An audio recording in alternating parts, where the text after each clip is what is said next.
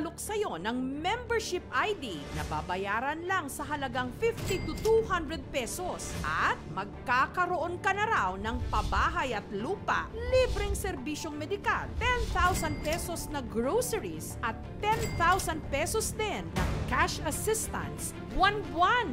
Sino ba naman ang hindi kakagat?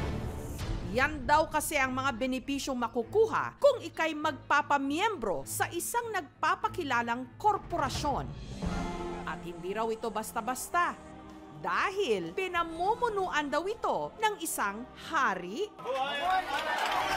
Ito ang UTIHC o Universal Tribes International Holding Corporation na tinatayang 1 milyon na raw ang mga miyembro at karamihan mula sa mga probinsya ng Visayas at Mindanao. Nag-inganyo man po ko, kay gwapo man po siya o ka ng mga benepisyo nga gihatag. Ang nagpapakilalang hari o leader ng grupo, si Edgardo Los Baños, na tinatawag din nilang HMJPRMA.